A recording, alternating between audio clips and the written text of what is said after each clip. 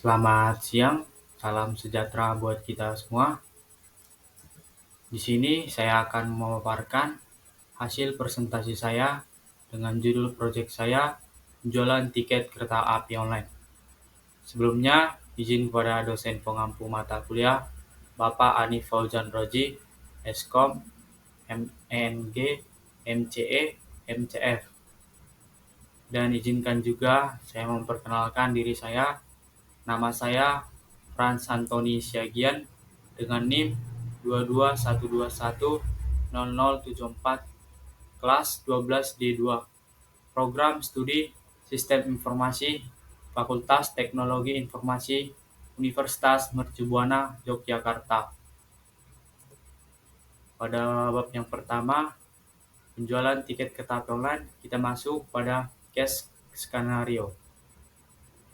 Dalam era teknologi saat ini, untuk menangani beberapa kendala yang terdapat pada penjualan tiket secara konvensional, seperti menumpuknya antrian di stasiun, keterbatasan waktu yang dimiliki oleh konsumen, proses penyampaian informasi mengenai harga tiket untuk hari keberangkatan atau tanggal sebelumnya yang tidak dapat diproses, maka pihak PT Kereta Api Indonesia memberikan solusi melalui aplikasi K-Access yang akan mempermudah pemesanan tiket, proses transaksi yang cepat, mengurangi biaya operasional saat pemesanan tiket, penyampaian informasi mengenai jadwal dan harga tiket yang dapat diakses secara cepat.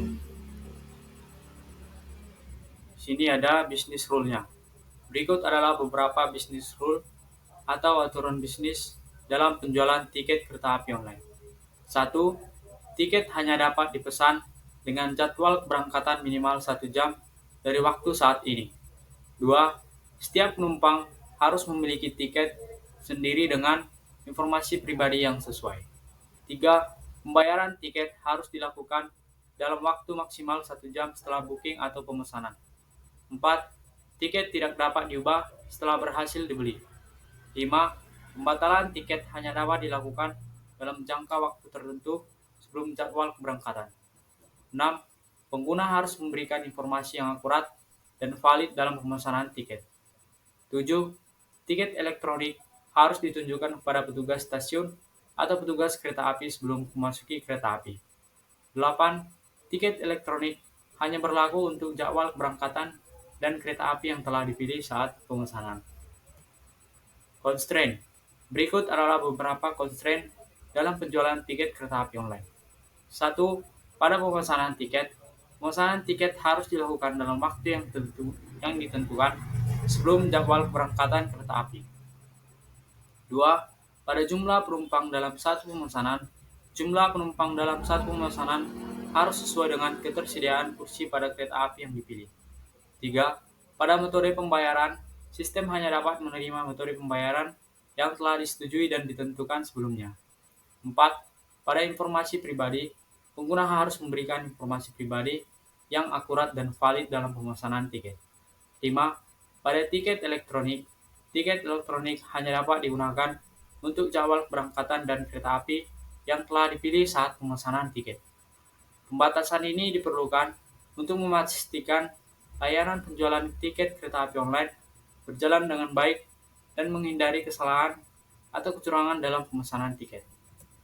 Problem. Berikut adalah beberapa masalah yang sering muncul dalam penjualan tiket kereta api online. 1. Keterbatasan kapasitas kursi pada kereta api yang dapat mengakibatkan tiket habis terjual. 2. Masalah teknis dalam sistem penjualan tiket kereta api online seperti lambatnya loading website atau aplikasi, error saat melakukan transaksi atau terjadi pemadaman sistem. 3. Biaya tambahan yang dikenakan pada tiket kereta api online seperti biaya transaksi, biaya administrasi, atau biaya pengiriman tiket. 4. Ketidaknyamanan dalam proses pemesanan seperti waktu tunggu yang lama untuk konfirmasi pembayaran. Dalam mengembangkan sistem penjualan tiket kereta api online, perlu untuk memperhatikan masalah-masalah tersebut dan berupaya untuk mengatasi atau meminimalkan dampaknya agar layanan dapat berjalan dengan lebih lancar dan memuaskan bagi pengguna. Di sini masuk pada bab yang kedua, entitas dan atribut. Di sini ada entitas, petugas, dan atributnya, ID petugas, nama petugas, alamat, nomor telepon. Entitas penumpang dan atributnya, ID penumpang, nama penumpang, alamat penumpang. Entitas jadwal dan atributnya, nama kereta, jam kereta, gerbong kereta. Entitas pembayaran dan atributnya, ID pembayaran, debit, tunai, tanggal pembayaran. Entitas tiket dan atributnya, nama penumpang, nama kereta, jadwal kereta, gerbong kereta. Dan di bab yang ketiga ada matriks relationship. Di sini adalah petugas mengarahkan penumpang, petugas mengatur jadwal, petugas mengkonfirmasi pembayaran, petugas memeriksa tiket, penumpang diarahkan oleh petugas, penumpang melihat jadwal, penumpang membayar pembayaran, penumpang memesan tiket.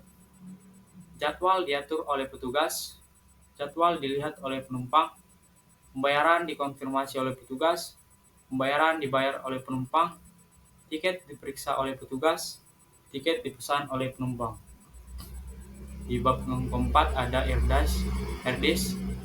Yang pertama ada petugas dan penumpang. Di sini RDIS dikaitkan dengan hubungan antara entitas dan atribut. Yang pertama ada petugas dan penumpang menggunakan kardinalitas one to many. Setiap penumpang harus diarahkan hanya satu petugas. Setiap petugas dapat mengarahkan satu atau lebih penumpang.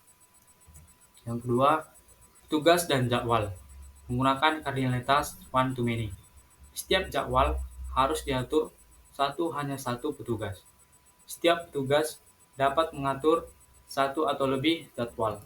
Yang ketiga, petugas dan pembayaran menggunakan kardinalitas one to many. Setiap petugas dapat mengkonfirmasi hanya satu pembayaran. Setiap pembayaran harus mengkonfirmasi satu atau lebih pembayaran. Keempat, petugas dan tiket menggunakan kardinalitas one to many. Setiap tiket dapat diperiksa hanya satu petugas. Setiap petugas harus memeriksa satu atau lebih tiket. Kelima, penumpang dan jadwal menggunakan kardinalitas one to many. Setiap jadwal harus dilihat hanya satu penumpang. Setiap penumpang dapat melihat satu atau lebih jadwal. Yang keenam, penumpang dan tiket menggunakan kardinalitas one to many.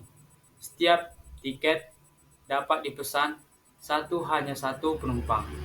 Setiap penumpang harus memesan satu atau lebih tiket.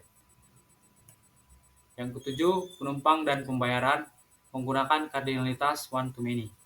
Setiap pembayaran harus dibayar hanya satu penumpang. Setiap penumpang dapat membayar satu atau lebih pembayaran. Masuk pada bab yang kelima, IRD Logical Model. Di sini masuk entitas dan atributnya setelah dimasukkan pada logical model. Inilah tampilan IRD Logical Model pada bab 5.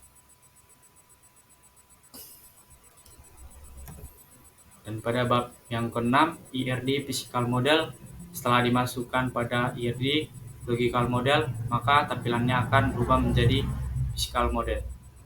Inilah tampilan dari bab 6 IRD Physical Model.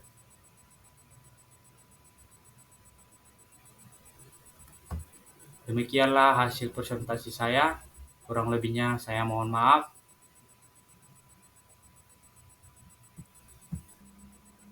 Sekian dan terima kasih.